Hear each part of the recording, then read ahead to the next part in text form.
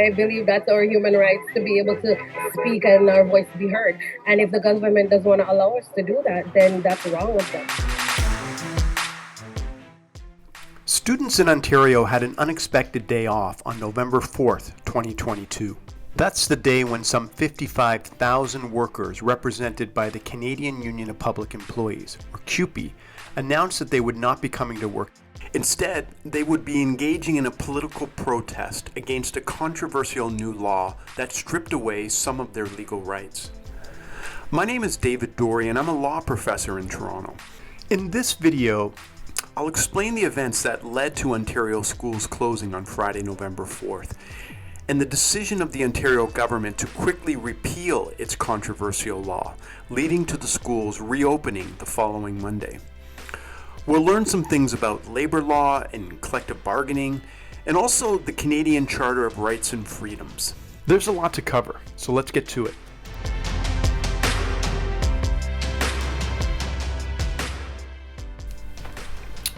Our story actually begins back in the summer of 2022. A collective agreement between CUPE and the schools that had been in effect since 2019 came to an end. A collective agreement is an employment contract that lists all of the conditions of employment for the CUPE workers, including how much they're paid, what benefits they're entitled to, and other working conditions. As a collective agreement approaches its end, the employer and the union begin a process of negotiating a new collective agreement. That process is known as collective bargaining. So CUPE and the schools began collective bargaining in the summer, and negotiations continued into the fall of 2022. However, the parties weren't able to reach an agreement. They disagreed on a bunch of stuff, including wages. There were clues that negotiations would be difficult from the start. In the fall of 2022, Canada was suffering through a period of very high inflation. Inflation refers to the rising cost of things like food, clothing, gas, and other stuff we use all the time. And when inflation is high, then every dollar you earn at work buys you less stuff. So one of CUPE's goals was to bargain raises for the employees that accounted for the high inflation.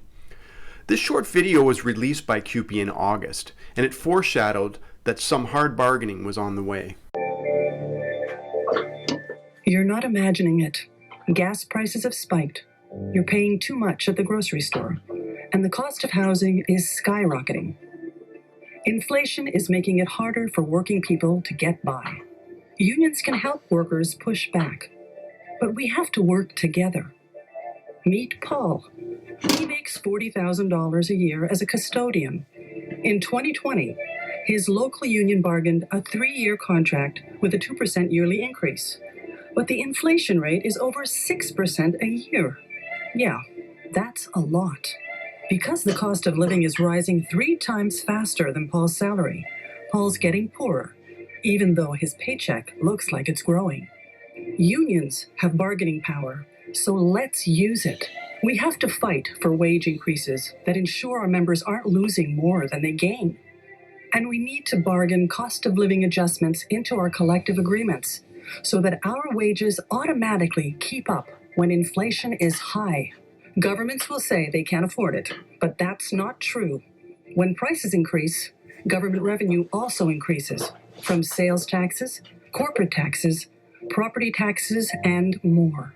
We all deserve fair wages, but if we don't fight for them now, conditions will only get worse.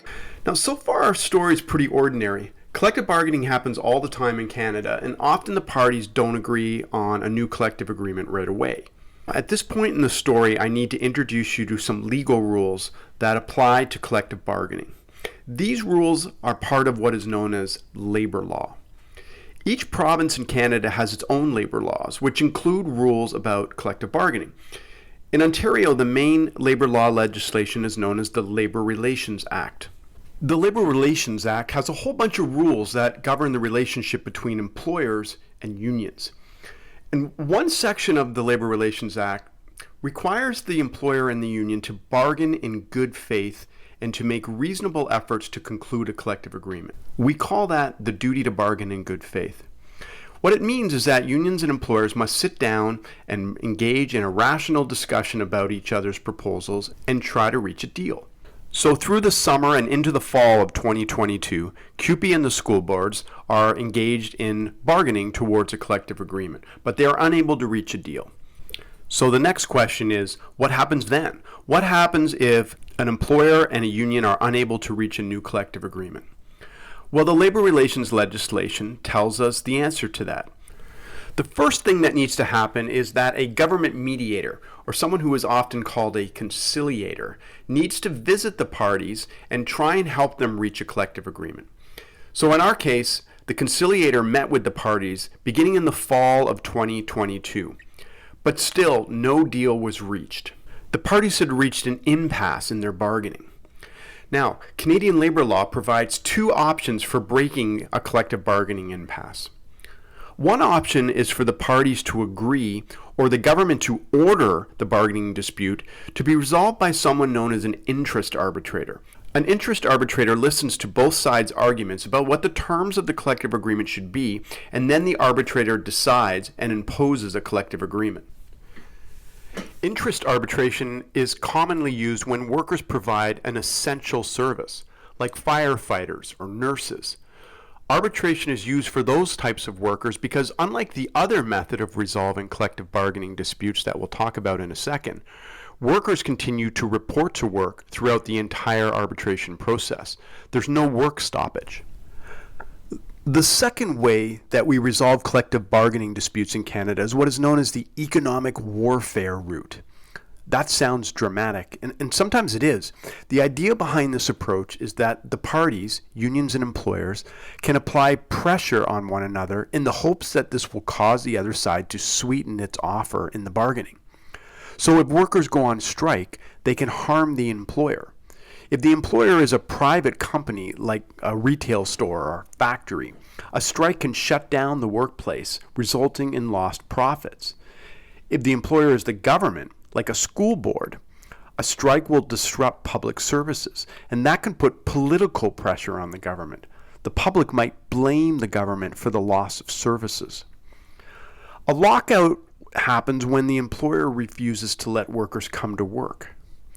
In both a strike and a lockout, the workers do not usually receive their wages. The union might pay the workers some money so they don't starve or lose their homes, but that amount will only be a fraction of what they usually earn if they're working. So the idea behind the economic warfare route is that the harm caused by the work stoppage, or even just the threat of a work stoppage, will cause the parties to try very hard to reach a deal. There's one final piece of the labor law puzzle I need to explain. Labor laws also define when a strike is legal. In other words, when workers are legally permitted to go on strike. This is important because if workers go on strike at a time when they are not permitted to by the law, they are breaking the law, and they can be disciplined or maybe even terminated from their job by the employer, and sometimes may be fined. In our labor law system, several preconditions or requirements must be satisfied in order for a strike by workers to be legal. In the case of CUPE, all of the conditions had been satisfied by late October. So firstly, employees must be unionized. In Canada, non-union employees do not have a legal right to strike. There has to be no collective agreement in force, and that was true in our case because the old collective agreement between CUPE and the school boards had expired in August of 2022. There has to have been government conciliation, as I explained earlier, that had been attempted and failed. And that process took place in our story in September of 2022. Next, workers have to have voted in favor of a strike in the event that collective bargaining doesn't reach a deal. CUPE took a strike vote near the end of September, and 96.5% of workers voted in favor of a strike if that became necessary. And then lastly, when it comes to collective bargaining in the school sector, unions are also required to provide 5 days notice of the beginning of a strike. And in our case, CUPE provided that notice on October 30th of 2022. Okay, let's summarize where we're at. By the end of October, CUPE had satisfied all of the conditions for conducting a legal strike against the school boards. It provided the required 5-day notice of the beginning of a strike on October 30th. That meant that as of Friday, November 4th, CUPE would be in a legal strike position. And in fact, CUPE had announced that starting on that Friday, November 4th, it would begin a strike. Here's the CUPE president announcing the strike. At this point, without anything changing, we are on strike until further notice starting Friday unless a deal is reached. Soon after CUPE announced that it would be starting a strike on Friday, November 4th, many of the school boards across Ontario sent out notices that the schools would be closed to students for as long as the strike lasted. Now, again, up until this point, there's nothing particularly unusual about what has happened. It's not uncommon for unions to announce that they are going on strike and for workplaces to decide that it won't be business as usual during the strike. Usually, the announcement that a strike is coming up will just motivate the negotiators to get serious and to try and reach a deal before the strike begins. However, this is the point at which things start to get weird in our story. The weirdness begins when the Ontario government announces that it won't continue to negotiate with CUPE in the days before the strike unless CUPE promises not to strike. Here's Stephen Leachy, the Minister of Education, soon after CUPE announced that it was going on strike on the Friday. So for parents and for Ontarians watching right now, are you saying that if they had withdrawn the notice to strike, that you would have continued negotiating, that the offer you put on the table was not your final offer?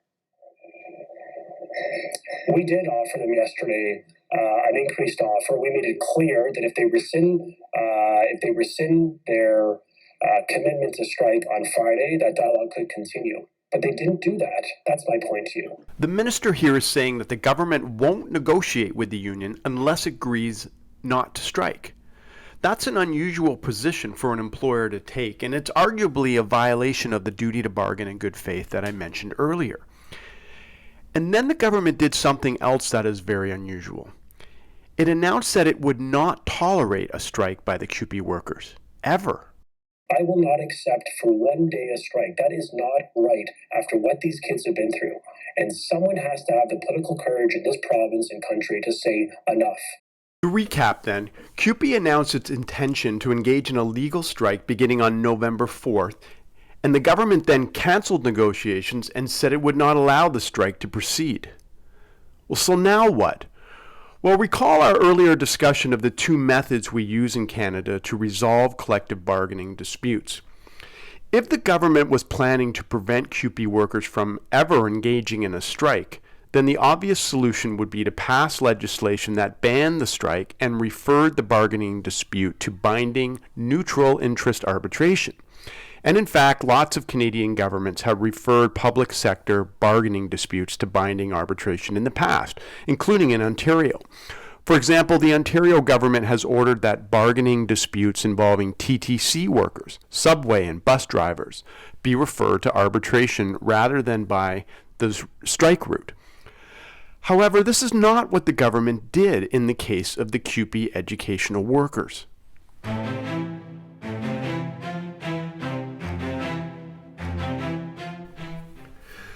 On October 31st, the government introduced a new law known as Bill 28, Keeping Students in Class Act.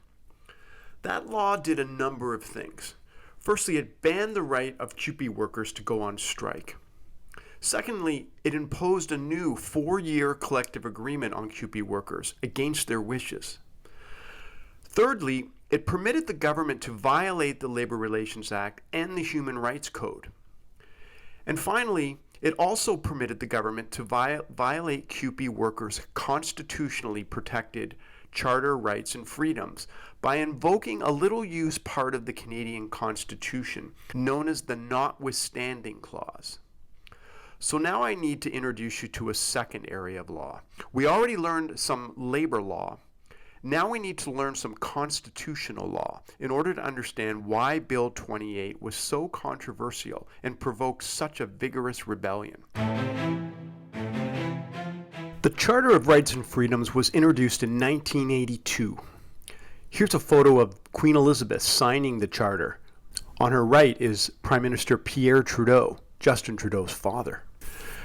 The Charter protects certain fundamental freedoms from interference by Canadian governments. So when a government passes a law, for example, that law must not infringe upon citizens' charter-protected freedoms. And the Charter protects a number of fundamental freedoms, the most important of which for our story are freedom of expression and, most importantly, freedom of association.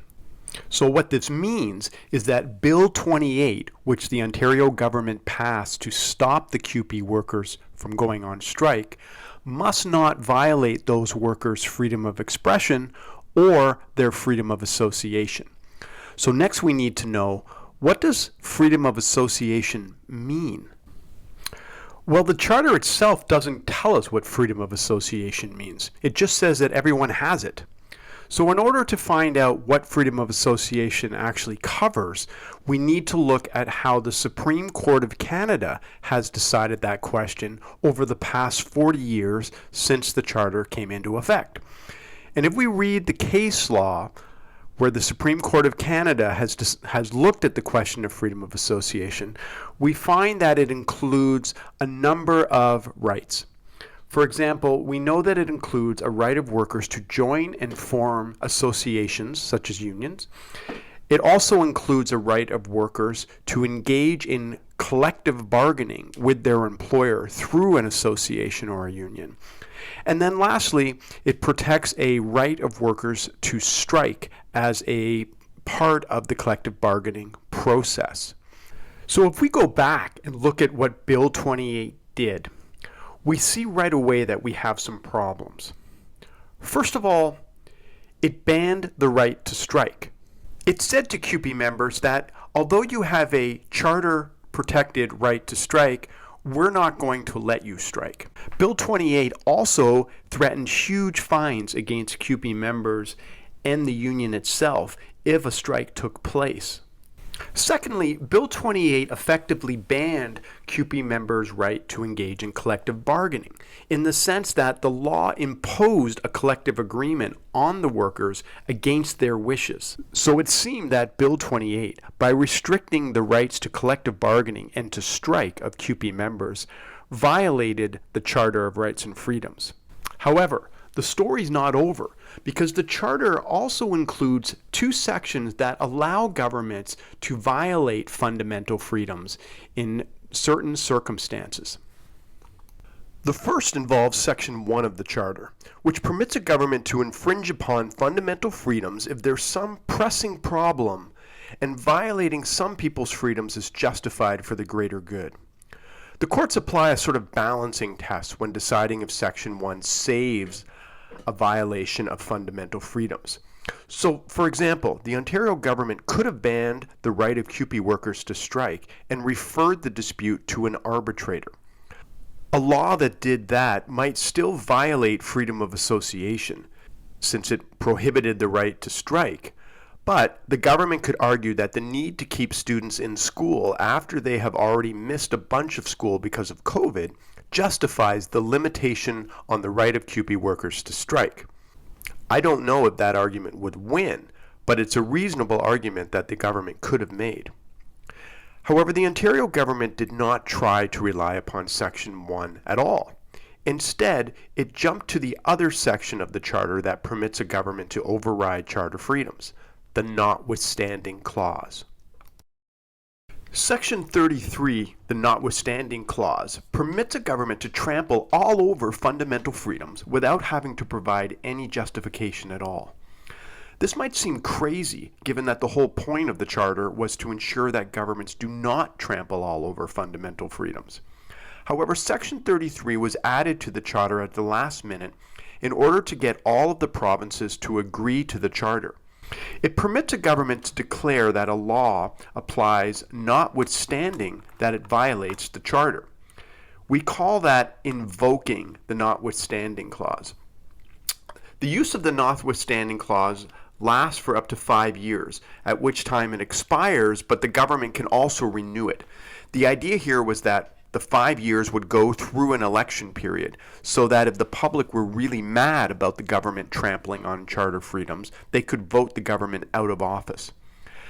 Now, when the Notwithstanding clause was included in the charter, everybody assumed that it would hardly ever be used except in the case of emergencies. The thinking was that governments wouldn't dare to ignore charter-protected fundamental freedoms, and that the public wouldn't stand for it. And for the most part, that prediction turned out to be true. In fact, Ontario had never used the Notwithstanding clause until the current government led by Premier Doug Ford was elected. However, the Ford government has now used it 3 times in the past few years. This is the first time that the Notwithstanding clause has ever been used to block the exercise of fundamental labor rights, such as the right to collective bargaining and to strike. So it was very surprising when the government invoked the Notwithstanding clause in Bill 28. You can see how Bill 28 invoked the Notwithstanding clause in Section 13, which is on the right side of this slide. Now, what the government was expecting to happen after it introduced Bill 28 was that the CUPE members would simply go back to work and accept the imposed collective agreement. The government knew that the workers in CUPE would be very angry at Bill 28, but the government believed there was nothing they could do about it. They couldn't strike anymore because a strike would now be illegal. And CUPE could not challenge Bill 28 as a violation of the Charter because the government had blocked that option by including the Notwithstanding clause. Therefore, in the government's opinion, the game was over. The government had won. But CUPE, the workers, and in fact the entire Canadian labour movement had different ideas.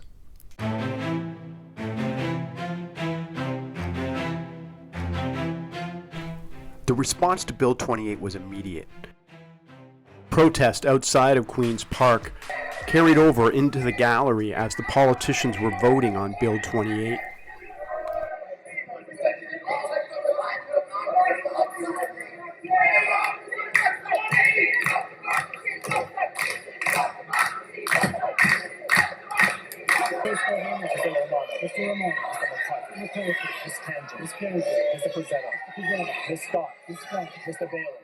CUPE then announced that the workers would still not come to work on November 4th, and instead they would take the day off as a day of protest. Let's start in Ontario, where the Ford government is moving to block 55,000 education workers from going on strike and oppose a contract on them.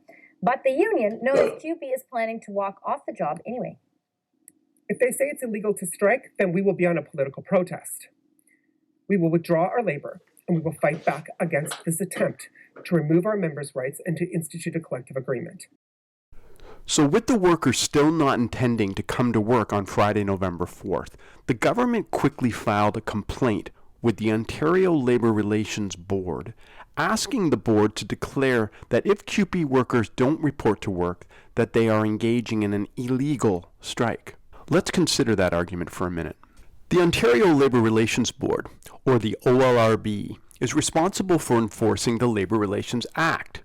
That act includes a definition of a strike. It says that a strike is any agreement by employees to not report to work. The act also says that a strike that takes place while a collective agreement is in force is unlawful. And remember that Bill 28 imposed a new collective agreement on CUPE workers against their wishes. And that new collective agreement came into force as soon as Bill 28 became a law, which happened on Thursday, November 3rd. So the government was arguing that when CUPE workers refuse to come to work to protest against Bill 28, they are in fact engaging in an unlawful strike in violation of the Labour Relations Act. Now, the reason the government decided to file the unlawful strike application was because if the OLRB agreed that CUPE workers were engaged in an unlawful strike, then the OLRB could order the workers to return to work. Also, if the workers still did not return to work, the government could take the Labour Board decision to a court, and the court could then order big fines against the workers and CUPE for participating in an unlawful strike. For CUPE, the fine was up to $500,000 per day, and for individual workers, the fine was up to $4,000 a day. CUPE argued 2 points in its defense to the unlawful strike application. Firstly, it argued that the workers were not engaged in a strike at all. A strike is a refusal to work intended to put pressure on an employer in collective bargaining. And that's not what was happening here, CUPE argued. Instead, the workers were engaged in a political protest against Bill 28, a law that they despised. Secondly, CUPE argued that if the government was correct, and the definition of a strike did prohibit workers from engaging in a political protest, then that definition in the Labor Relations Act violated the charter-protected freedom of the workers to engage in political expression and to associate for that purpose. Now, this is actually a very tricky argument. CUPE argued that the notwithstanding clause in Bill 28 did not apply here because CUPE was making a charter argument not against Bill 28, but against the definition of a strike in the Labor Relations Act. But we don't have time to dive too deep into these legal arguments. Just note that the Labor Board immediately scheduled a hearing, which began on Thursday night, November 3rd, and continued for more than 12 hours a day on Friday and Saturday, and concluding finally on Sunday, November 6th. The hearing was broadcast live on YouTube, and thousands of people watched it. The government was hoping that the Labor Board would issue a decision ruling that the protest was an illegal strike and ordering the workers back to work before Monday, November 7th. But that did not happen.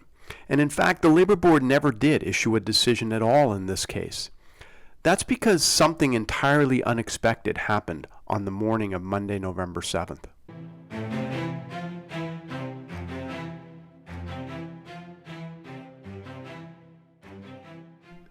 It was clear by the weekend that CUPE workers had no intention of returning to work.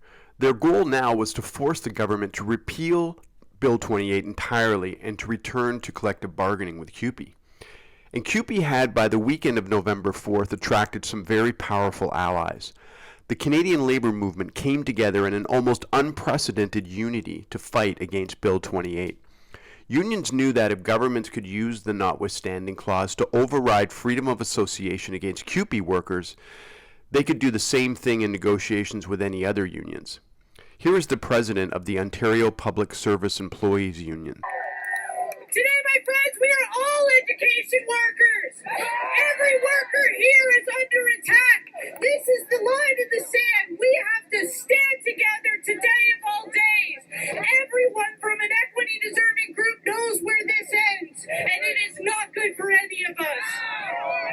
This is an attack on the very Constitution itself, our freedom of association, our freedom of expression. The reason that unions exist is to build worker power by allowing us to come together and bargain freely and fairly for better working conditions. Doug Ford might not understand this, but he needs to know. When you punch down on a worker, you raise a movement. Over the weekend, the Ontario government realized that their attempt to stop CUPE workers from striking by using Bill 28 and the notwithstanding clause had failed. In fact, it had only galvanized the workers and made the government look unreasonable. So, on the morning of Monday, November 7th, Premier Doug Ford scheduled a news conference to make a surprising announcement. As a gesture of good faith, our government is willing to rescind the legislation. We're willing to rescind Section 33, but only if CUPE agrees to show a similar gesture of good faith by stopping their strike and letting our kids back into their classrooms. Later that morning, CUPE held its own press conference. It was well attended by leaders of many of Canada's largest unions. CUPE agreed to return to work, and the schools reopened the next day, on Tuesday, November 8th. As a gesture of good faith to this announcement, CUPE OSBCU will be collapsing our protest sites starting tomorrow. We hope that this gesture is met with the same good faith by this government in a new proposal at the bargaining table as soon as possible. At the press conference, leaders of Canadian unions promised that if any government in Canada ever tried to use the notwithstanding clause to block the exercise of charter-protected labor rights again in the future, that they would be met by the same united opposition. Here's the president of Unifor, Canada's largest private sector union. Workers made it clear that they will not tolerate the weaponizing of the Notwithstanding clause to strip away our charter rights. Not today, not tomorrow, not ever. Not today, not tomorrow, not ever. After the press conferences, the parties returned to collective bargaining. On Monday, November 14th, Bill 28 was officially repealed. That meant that the normal labor laws governing bargaining now applied once again. Unhappy with negotiations, on November 16th, CUPE once again served a 5-day notice of strike action. A strike would begin on Monday, November 21st, unless a deal was reached. Then, on Sunday night, the day before the planned strike, the parties announced that they had reached a tentative new collective agreement. Labor laws require that the proposed agreement now be sent to a vote of the CUPE education workers. That vote would be held online, and the results announced the first week of December. If the workers vote to accept the deal, then the new collective agreement will come into force. However, if they vote against the proposed agreement, we are back to square one. Collective bargaining would need to resume once again, with the possibility of more strikes. That is, unless the Ontario government decides to introduce some type of back-to-work legislation at that point. Will they refer the dispute to binding neutral interest arbitration this time? Possibly. Will the government once again impose a collective agreement and use the Notwithstanding clause? What do you think? I'm Professor David Doorey of York University. Thanks for listening.